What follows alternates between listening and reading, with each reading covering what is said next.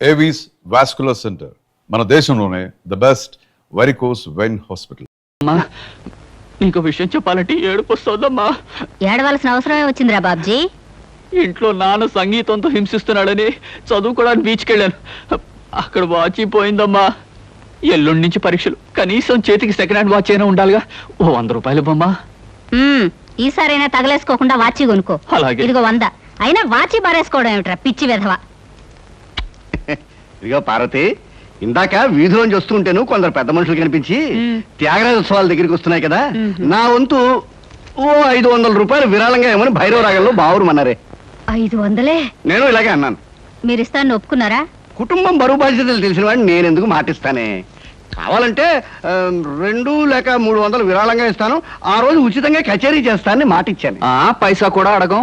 మీ కచేరీ మాత్రం వద్దు బాబు అని దండం పెట్టుంటారు, అంతేనా? కమాతు రాగంలో కాళ్ళు చేతులు వెరక్కొడతాను. నా కచేరీ అంటే బొత్తిగా భక్తి శ్రద్ధలు లేవు. ఆఖరి మాటగా 200 రూపాయలు విరాళంగా ఇస్తాను అన్నానే. ఇవ్వకపోతే బాగుండదు, ఆ తర్వాత నీ ఇష్టం. త్యాగరాజ స్వామి నిన్ను ఆశీర్వదిస్తాడు. 3, 4, 5. అమ్మగారు పాలకు డబ్బులండి. అమ్మగారు పచారీ సామాన్ డబ్బులండి. అమ్మగారు నా జీతం అండి. అమ్మగారు పాలకు డబ్బులండి. అమ్మగారు పచారీ సామాన్ డబ్బులండి.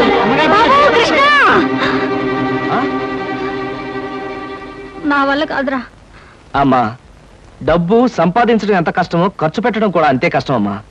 ఖర్చు పెట్టే విషయంలో మనసుని మమతని కాస్త కట్టేసుకోవాలి. రే బాబ్జీ, బాబ్జీ ఏంటనయ్యా? నీకు 100 రూపాయలు ఎందురా? Watch beach. వాచ్ బీచ్ కొట్టానంటే దవడ వాచి బీచ్ లో గోచితో పరిగెడతావు రాస్కెల్. ఇదేంట్రా? అరే ఇది ఎక్కడ దొరికిందన్నయ్యా? చమల్లాల్ కొట్లో నువ్వు తాకట్టు పెట్టిన చోట దొరికిందిరా. 75 రూపాయలు ఇచ్చి విడిపించి తీసుకొచ్చాను. ఆ 100 రూపాయలు ఇట్టించి వాచ్ తీసుకో. చూడు, ఎక్కువ భయం నటించక. రేయ్, మొహమ్మద్ కొట్టానంటే భూపాల్ రాగంలో భారీ ఎత్తున ఎడుస్తావు. సినిమా హాల్లో తెరల మీద పువ్వులు చల్లడానికి, చిల్లర చల్లడానికి వాచీలు తాకట్టు పెట్టుకుంటారా? అడ్డగాడిదా అని. వాడు అడ్డగాడిదైతే మరి నీ సంగతి విన్నా? నా సంగతి వేర్రా. ఏమిటి, త్యాగరాజోత్సవాలు జరిగి నెల కూడా కాలేదు, మళ్ళీ త్యాగరాజోత్సవాలు ఎక్కడి నుంచి వచ్చానన్నా? అవి త్యాగరాజోత్సవాలు కాదురా, సంగీతం నీకు తెలీదు. అవి రాగరాజోత్సవాలు. మాయ రాగరాజోత్సవాలు. సరే, ప్యాకెట్ ఆడడానికి ఇంట్లో అబద్ధం చెప్పి డబ్బు తీసుకోవడానికి సిగ్గుపడాలన్నా? అరే, నువ్వు చెప్పుడు మాటలను చెడిపోతున్నావురా. నేను ప్యాకెట్ ఆడుతున్నాను ఎవరు చెప్పారా నీకు? ఎవరు చెప్పారా? ఎవరు చెప్పారు?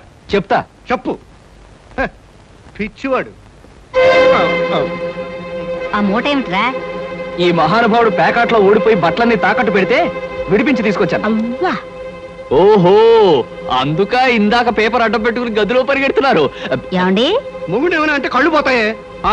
ఇక నేను చెప్పాల్సింది ఏమీ లేదురా. ఇదిగో 200 రూపాయలు. 100 రూపాయలు ఇవ్వరా. పితృభక్తి లేదు. చూసావమ్మా, ఖర్చు పెట్టడంలో నీకు నాకు ఉన్న తేడా. నువ్వెంతో కష్టపడి తెచ్చి డబ్బు వెళ్ళిలా తగలేస్తారని నేను ఎలా అనుకుంటానురా. అన్నట్టు మర్చిపోయాను, ఇంటికెళ్ళావిడే అద్దె కోసం కబురు చేసింది. ఓహో, అదో సమస్య ఉంది కదూ.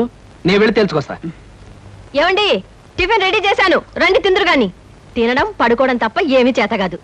రావయ్యారా, అద్దె డబ్బులు తీసుకొచ్చావా? ఆ పని మీద వచ్చానండి. కానీ టిఫిన్లు పెడుతూ ప్రొఫైల్లో నుంచున్న మిమ్మల్ని చూస్తుంటే అదేదో సినిమాలో రేఖలా అనిపించి అక్కడే నిలబడిపోయానండి. కొంచెం ఇటు తిరుగుతారా? అరే రే, కొద్దిగా అటు తిరుగుతారా? అయ్యో, నువ్వు మరీ చెబుతావయ్యా. నేను రేఖలా ఉండడం ఏమిటి? ఆ అమ్మాయి నాకన్నా కొంచెం సన్నం అనుకుంటాను. సన్నం కాబట్టే మీ అంత అందంగా కనిపించదండి. చూసారా, మీరు అలా నవ్వుతూ ఉంటే మీ బొగ్గ మీద సొట్టలు బాబీ సినిమాలో డింపుల్ కపాడేలాగా అనిపిస్తున్నారండి. ఆ పిల్ల నాకన్నా 1-2 సంవత్సరాలు చిన్నదనుకుంటాను. చిన్నది కాబట్టే మీ అంత మెచ్యూరిటీ ఆవిడలో లేదు. పొరపాటున మీరు పెళ్లి చేసుకున్న హౌస్ వైఫ్ గా సెటిల్ అయ్యారు గాని మీరు గనక సినిమాలో చేరినట్లయితే ఆ శ్రీదేవి జయప్రద మీ ముందు ఎందుకు పనికొస్తారండి? అదేమిటయ్యా నుంచోనే మాట్లాడతావు? కూర్చో, టిఫిన్ తిందు గాని. దాందే ఉందండి. అస్సలు మీ ఫిగరు కలరు కాలేజ్ అమ్మాయిలు కూడా ఉండదండి. నువ్వు మరీ పొగిడేస్తున్నావు బాబు. ఇంకో దోశ వేసుకో. టిఫిన్ గా నన్ను పిలిచి దోసేసుకొని అతను పెడతాయి. అబ్బా, నీకెప్పుడు తిండి పిచ్చే. ఇంటికి వచ్చిన గెస్ట్ కు పెట్టాలి కదా. గెస్ట్ కి పెట్టి నాకు అభ్యంతరం లేదు, కానీ నాకు కూడా తగలే. తినండి.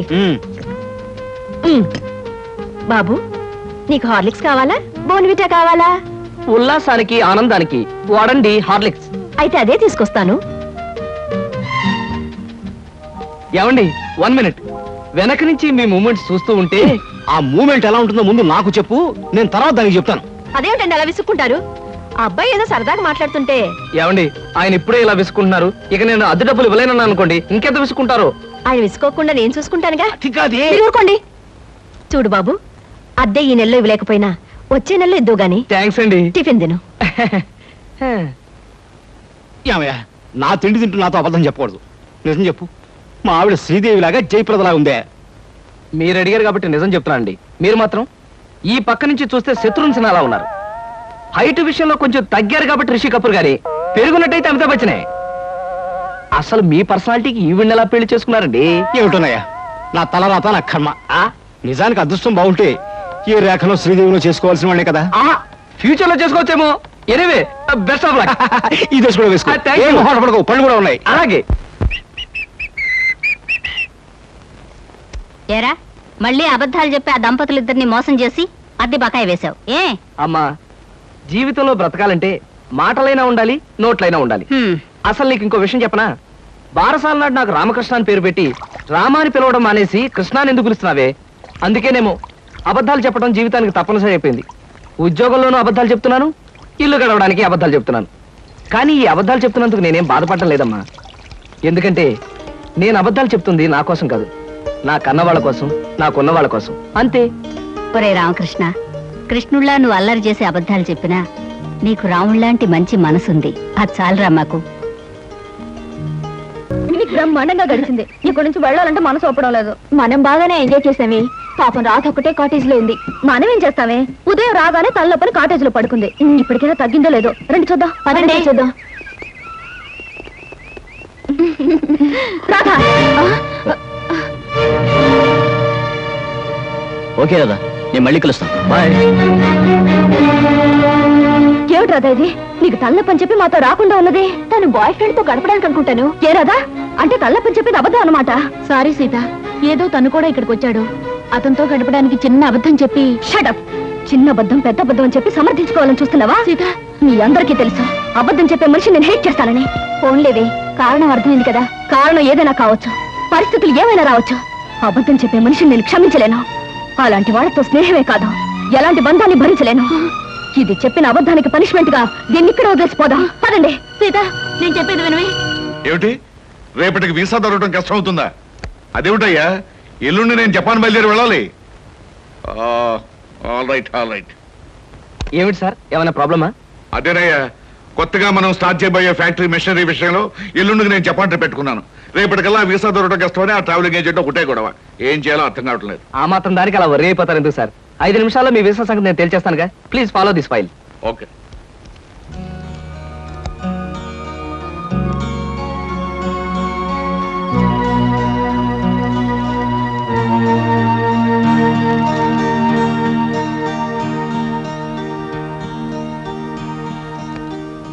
ఓకే సార్, పాస్పోర్ట్ వీసా గురించి మీరేం వరీ అవ్వక్కర్లేదు. Everything is arranged. My god, ఈ కాసేపట్లో ఈ సమస్యను ఎలా పరిష్కరించావయ్యా? ఏముంది సార్, టూరిజం మినిస్టర్ గారి మేనల్లుడు ఎప్పటి నుంచో మన కంపెనీ ఏజెన్సీ అడుగుతున్నాడు. ఈ విషయం చెప్పి కొంచెం దువ్వాను, పని అయిపోయింది. కృష్ణ, నీలాంటి వాడు ఒక్కడుంటే చాలయ్యా. కోట్లు పెట్టుబడి పెట్టిన వ్యాపారమైనా కళ్ళు ముసుగు చేయొచ్చు. బై ఈ ట్రిప్ ముగించుకొచ్చేసరికి నాకు 4 రోజులు పడుతుంది. ఈ లోపుగా బిజినెస్ వ్యవహారాలు, ఆఫీస్ వ్యవహారాలు నువ్వే చూసుకో. చెక్కుల మీద సంతకాలు పెట్టాను. ఆఫీస్ ఖర్చులకు ఎంత కావాలో అంత ట్రా చేసుకో. అలాగే sir. Wish you happy and successful trip. Thank you very much.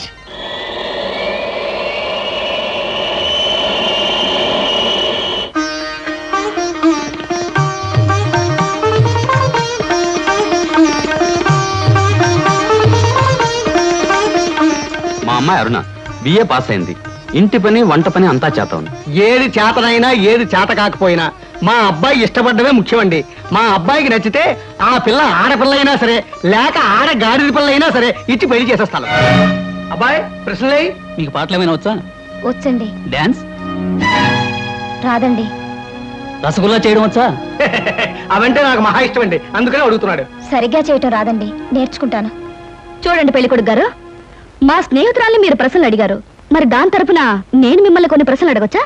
మధ్యలో ఈ పిల్ల ఎవరు ప్రశ్నలు అడగడానికి? నేనెవరైతే ఏమిటండి? మీ అబ్బాయి ప్రశ్నలు అడగడంలో తప్పు లేనప్పుడు అమ్మాయి తరపున నేను అడగడంలో తప్పేమిటి? అడగనే నాన్న, నాకేమన్నా భయమా? అవునవును, మనకేం భయం, అడుగు. మా అరుణకి పాట డాన్స్ వచ్చా అని అడిగారు. మరి పెళ్ళయ్యాక ఆమె చేత మ్యూజికల్ నైట్స్, డాన్స్ ప్రోగ్రామ్స్ అలాంటివి ఏమైనా పెట్టిస్తారా? ఏ అదేం పెట్టించకపోతే అడగకూడదా? మరేం కాదు, మీకొచ్చే జీతానికి భారీ ఎత్తున పెద్ద థియేటర్లు బుక్ చేసి దాని చేత ప్రోగ్రామ్స్ ఇప్పించలేరు కదా అని అలా అడిగాను అంతే. అవును, మీకు కరాటే వచ్చా? రాదు, నేర్చుకోను కూడా. మీరు క్రికెట్ ఆడతారా? ఆడను, కావాలంటే చూస్తాను. రేపు పెళ్ళాన్ని ఎవరైనా ఏడిపిస్తుంటే రక్షించుకోవడానికి కరాటే గాని, పెళ్ళా సరదాగా చూడాలంటే ఆడడానికి క్రికెట్ కూడా రాదు. ఏమిటండి ఈ పిల్ల ఎవరినో తీసుకొచ్చి అర్థం లేని ప్రశ్నలు అడిగిస్తున్నారు? ఇవి అర్థం లేని ప్రశ్నలు కావు, మీరు అర్థం చేసుకోలేని ప్రశ్నలు. పశువులు సంతలోకి వచ్చినట్టు పెళ్లి చూపుల పేరుతో పెళ్లి కూతురు ఇంటికొచ్చి తలా తోకాలేని ప్రశ్నలు వేసి ఆ పిల్లలు బాధ పెట్టి ఆ తర్వాత తీర్పిచ్చే జడ్జి గారులాగా మీరు జడ్జిమెంట్ ఇవ్వడం సాంప్రదాయం కావచ్చేమో గాని సంస్కారం మాత్రం కాదు. అమ్మా సీత, నువ్వు ఊరుకోమ్మా. ఎందుకు ఊరుకోవాలి బాబాయ్ గారు? మన అమ్మాయి ఎలాంటిదని వాళ్ళు తెలుసుకోవడానికి ప్రయత్నించినప్పుడు వాళ్ళ అబ్బాయి ఎలాంటి వాడో తెలుసుకోవడానికి మనం ఎందుకు ప్రయత్నించకూడదు? అమ్మమ్మమ్మమ్మమ్మ, నీలాంటి పిల్ల ఈ పిల్లకి స్నేహితురాలంటే ఈ అల్లుడు కూడా ఆటం బాంబురాడన్నమాట. ఈ పిల్లను పెళ్లి చేసుకున్న మరుక్షణం నా కొడుకు మతిస్థిమతు లేకుండా రోడ్ నెంబర్ తిరగాలి, వాడి వెంట నేను తిరగాలి. చూడండి పెద్దవారు, మీకు ప్రత్యేకంగా చెప్పక్కర్లేదనుకుంటాను. ఆడదంటే అమ్మకానుకున్న ఆట వస్తువు అనుకోకండి. వచ్చి చూసి పరీక్షించి పరిశీలించి మీ ఇష్టాయిష్టాలు చెబితే తలదించుకోవడానికి ఈ కాలపు ఏ ఆడపిల్ల సిద్ధంగా ఉండదని గుర్తుంచుకోండి. నువ్వెన్నైనా చెప్పు సీత, పెళ్లి చూపులకు వచ్చిన అబ్బాయిని అలా ప్రశ్నలు వేయటం పొరపాటు అనిపిస్తోంది. తన లైఫ్ పార్ట్నర్ గురించి మగాడు ప్రశ్నలు వేసినప్పుడు ఆడది మాత్రం ప్రశ్నలు ఎందుకు వేయకూడదు? ఆడపిల్లల వైపు నుంచి ప్రశ్నలు వేయడం మొదలు పెడితే అబ్బాయిలు పారిపోతారే పెళ్లి చేసుకోకుండాను. సరే, పెళ్ళన్నది ఆడదానికి ఎంత అవసరమో మగవాడికి అంత అవసరమే. కనుక ఎవరు ఎంతకాలం అని పెళ్లి చేసుకోకుండా పారిపోతారో? దాని పెళ్లి చూపులప్పుడు నువ్వు అలా మాట్లాడావు, రేపు నీ పెళ్లి చూపులప్పుడు ఏం చేస్తావే? ఆడది మగాడు ముందు బలి కోసం ముస్తాబైన గొర్రె పిల్లల తల ఉంచుకుని కూర్చోవడం ఇవన్నీ నా విషయంలో కుదరదు. మరి నీ పెళ్లిలా చేసుకుంటావే? అదే సస్పెన్స్. నేనెలా పెళ్లి చేసుకుంటాననేది త్వరలోనే మీకు తెలుస్తుంది. డబ్బులు ఎక్కడేమిటి చూసారా? ఎవరో అమ్మాయి మొగుడు కావాలి అని పేపర్లో వేసిందిరా. ఆవేశపడకండి, పేపర్ చెడిపోతుంది. వాడు చదువుతానంటున్నారుగా, ప్రేమసాడ చదువు. మొగుడు కావాలను అనేక లక్షల ఆస్తికి వారసురాలు, కోటేశ్వర ఏకైక కుమార్తెనై అందం చదువును నాకు మొగుడు కావాలి. అన్నింటిలోనూ నాకంటే ఎక్కువ అర్హతలు గల వ్యక్తి నేను ఎన్నుకోదలిచాను. చదువు, అంతస్తు, ఆస్తి, అందం, పేరు ప్రతిష్టలు కలిగిన ఉత్సాహవంతులైన యువకులు నేను చేసే ఇంటర్వ్యూకి హాజరు కావచ్చు. ఇంటర్వ్యూ జరిగే స్థలం తాజ్ హోటల్, రూమ్ నెంబర్ 321, సమయం శుక్రవారం సాయంత్రం 5-7 గంటల మధ్య. పైన పేర్కొని అర్హతలు కలిగిన ఎవరైనా హాజరు కావచ్చు. ఇట్లా సీత ఎంఏ. సీతో పీతో ఈ పిల్ల చాలా పెద్ద కెనెట్లో ఉంది గురు. అది ఇచ్చిన అడ్వర్టైజ్మెంట్ చూస్తుంటే ఆ నేపాల మహారాజు కొడుకొచ్చినా సెలెక్ట్ చేసుకోదనిపిస్తుంది. మనబోటి వాళ్ళు ఎవరూ లాభం లేదురా. ఆ అమ్మాయికి నచ్చాలంటే ఏ అమెరికా ప్రెసిడెంటో ఇంగ్లాండ్ ప్రైమ్ మినిస్టర్ అయి ఉండాలి. Non sense. దీని చేత సెలెక్ట్ కాబడ్డానికి ఎక్కడి నుంచో రావాలా? మనం వెళ్ళినా చాలు సెలెక్ట్ కావచ్చు. కబుర్లు చెప్పడం కాదు గురు, దమ్ములుంటే వెళ్ళి ఆమె చేత సెలెక్ట్ అనిపించుకో, నీకే తెలుస్తుంది. దమ్ముగిటే చాలదురా, సొమ్ములు కూడా ఉండాలి ఇలాంటివన్నీ పడగొట్టడానికి. అలాంటివి ఏమీ అక్కర్లేదు, పర్సనాలిటీ మాట ఉంటే చాలు. ఇలాంటి వాటిని ఈజీగా పడగొట్టచ్చు. అంత తేలిగ్గా చెబుతున్నావు. ఆ ఇంటర్వ్యూకి వెళ్ళి సెలెక్ట్ అయ్యారా చూద్దాం. Okay, 1000 rupees bet. నేను వెళ్ళి ఈ అమ్మాయి ఇంటర్వ్యూలో సెలెక్ట్ అయ్యి వస్తాను. Okay, 1000 rupees bet. But one condition. ఏమిటది? నేను పందెం కోసమే వెళుతున్నాను తప్ప ఆ పిల్లని పెళ్లి చేసుకోవడానికి మాత్రం కాదు. కనుక ఈ పిల్ల నన్ను సెలెక్ట్ చేసుకున్నట్టుగా ప్రూవ్ చేసుకుని ఆ తర్వాత నీలాంటి దాన్ని పెళ్లి చేసుకోవడం నాకు ఇష్టం లేదని దాని మొహం మీద చెప్పేసి వస్తాను. Done. Next. May I come in? yes come in. Hello. Hello, take you seat. Thank you. ఏమిటి ఇలా వచ్చారు? ఇంటర్వ్యూలో ఏదో గొప్ప క్వశ్చన్ ఉంటాయి అనుకున్నానే, మొట్టమొదటే వేశారు డెత్ క్వశ్చన్. డెత్ క్వశ్చనా? అంటే చచ్చు ప్రశ్న. బాంబేలో బాంద్రాలో బ్యూటీ క్వీన్ రెస్టారెంట్ లో కూర్చుని బ్రేక్ఫాస్ట్ తింటూ పేపర్ తిరిగేశాను. అందులో మీ ఇంటర్వ్యూ అడ్వర్టైజ్మెంట్ చూసి ఇంట్రెస్టింగ్ అనిపించి కలెక్టర్ ప్రోగ్రామ్ క్యాన్సిల్ చేసుకుని ఇక్కడికి వచ్చాను. ఇక్కడికి వచ్చిన వ్యక్తిని ఇంటర్వ్యూకే వచ్చాను తెలుసుకోకుండా ఎందుకు వచ్చారని అడగటం డెఫినెట్ గా డెత్ క్వశ్చనే. Am I correct? Yeah, you are correct. I'm sorry. మీరేం చేస్తుంటారు? ఏం చేస్తుంటారు అనే కంటే ఏం చేయగలరు అని అడగండి. ఎందుకంటే నేను చేయలేదంటూ ఏమీ లేదు. స్టేట్స్ లో టెక్స్టైల్ బిజినెస్, జపాన్ లో ఎలక్ట్రానిక్ బిజినెస్, స్విస్ బ్యాంక్ లో మనీ ట్రాన్సాక్షన్, ఇంగ్లాండ్ లో ఎక్స్పోర్ట్ బిజినెస్. ఐఎమ్ సారీ, నా క్వాలిఫికేషన్స్ అన్ని చెప్పాలంటే ఒక ఫుల్ డే పడుతుంది. By the by, my name is Krishna. Glad to meet you. అన్నట్టు నేను అడ్వర్టైజ్మెంట్ ఇచ్చిన పేపర్లోనే మరొక 6 పెళ్లిళ్ళ అడ్వర్టైజ్మెంట్స్ వచ్చినాయి. అక్కడికి వెళ్లకుండా ఇక్కడికే ఎందుకు వచ్చారు? ఇది ఒక ఫూలిష్ క్వశ్చన్. దట్ మీన్స్ చవట ప్రశ్న. మిగతా అడ్వర్టైజ్మెంట్స్ అన్ని వాళ్ళ పేరెంట్స్ ఇచ్చారు, ఇదొక్కటే ఇండివిజువల్ గా ఇచ్చారు. అందుకే తమాషాగా థ్రిల్లింగ్ గా ఉండి ఫ్లైట్ ఇటు పక్కకు మళ్ళించారు. మీకు ఏ భాషలు వచ్చా? నాకు చాలా వచ్చు అనుకోండి. ఇంతకీ మీకేం వచ్చో చెప్పండి. తెలుగు, ఇంగ్లీష్, కాస్త హిందీ. That's all? అంతేనా? నాకు ఫ్రెంచ్ వచ్చు. ఫెర్నాష్ ఇస్కోలా డెషికా అంటే ఫ్రెంచ్ లో మీరు కులాసాగా ఉన్నారా అని. చైనీస్ వచ్చు. చింగ్ చాంగ్ చింగ్ మిన్ అంటే మీరు చాలా అందంగా కనిపిస్తున్నారు అని. జాపనీస్ వచ్చు. ఓషియో ఖుష్బూ బుషు అంటే నా గురించి మీకు చాలా తక్కువ తెలుసు అని. ఇలాగే ఆల్మోస్ట్ వరల్డ్ లాంగ్వేజెస్ అన్ని కవర్ చేశాను. ఫెంటాస్టిక్. మీ ఫ్యామిలీ బ్యాక్గ్రౌండ్? మా ఫాదర్ రాగరాజు అంటే junior Tyagaraju, a great singer. ఆయన అమెరికాలో ప్రోగ్రామ్స్ ఇస్తూ ఉంటే లండన్ నుంచి దొరలు స్పెషల్ ఫ్లైట్స్ లో వస్తుండేవారు. ఇక మా mummy Bombay ladies federation secretary, Delhi social service league president. ఆవిడ a lady in the society, tomorrow's woman అనే పెద్ద పెద్ద గ్రంథాల్ని ఏమి తోచప్పుడు రాసి పారేశారు. వాటిని మిగతా భాషల్లోకి అనువదించారు కూడా. ఐ మీన్ ట్రాన్స్లేట్ చేశారు కూడాను. మీరు చదవలేదా? ఇక మా బ్రదర్ ఐఏఎస్. వాడు పుస్తకాల్లో పుట్టి పుస్తకాల్లో పెరిగి ఫ్యూచర్ లో పుస్తకాల్లోనే చావచ్చు. అంతలా స్టడీ చేస్తుంటాడు. మీ ఫ్యామిలీ బ్యాక్గ్రౌండ్ నాకు నచ్చింది. మీరు కూడా నచ్చారు. All right. కాకపోతే పెళ్లి కొడుకుని ఇలా సెలెక్ట్ చేసుకోవడంలో మీ ఉద్దేశం ఏమిటి? ఈ డ్రెస్ చాలా బాగుంది. ఎక్కడ కొన్నారు? 6 డజన్ షాపులు తిరిగి తిరిగి కష్టపడి మరీ సెలెక్ట్ చేసుకున్నాను. బాగుండకేం చేస్తుంది? ఆఫ్టర్ ఆల్ 6 months కట్టుకుని అవతల పారేసే ఒక డ్రెస్ కోసం 6 డజన్ షాపులు తిరిగి ఎంతో కష్టపడి సెలెక్ట్ చేశానంటున్నారు. అలాంటిది జీవితాంతం నేను కట్టుకునే భర్తని ఇలా సెలెక్ట్ చేసుకోవడంలో తప్పే ఉంది. మీరు చెప్పింది రీజనబుల్ గానే ఉంది. కాకపోతే నేను కూడా అమ్మకానికి పెట్టిన బొమ్మను కాదు, సంతలో ఉన్న జంతువును కాదు, షాపులో ఉన్న షర్టును కాదు. కనుక మీరు సెలెక్ట్ చేసుకున్నా నేనెందుకు ఒప్పుకోవాలి? మిస్టర్ కృష్ణ, మీరు పొరపాటు పడుతున్నారు. ఈ భర్తల సెలెక్షన్ అనేది పురాణాల్లో ఉంది, పురాతన కాలంలోనూ ఉంది. స్వయంవరంలో సీత రాముని సెలెక్ట్ చేసుకుంది, ద్రౌపది అర్జునుని ఓకే చేసుకుంది. ఇంకా ఇవన్నీ చెప్పి మిమ్మల్ని బోర్ కొట్టించడం ఎందుకు? You are selected.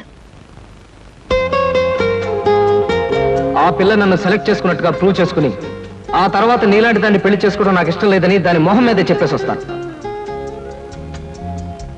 Thank you Sita. నిజంగా నిజాయితీగా మీరు నన్ను ఇష్టపడితే I like you. I love you. నిజంగా ఈ ఇంటర్వ్యూలో మనం ఒకరి గురించి ఒకరు పూర్తిగా తెలుసుకోలేదేమో అనిపిస్తుంది.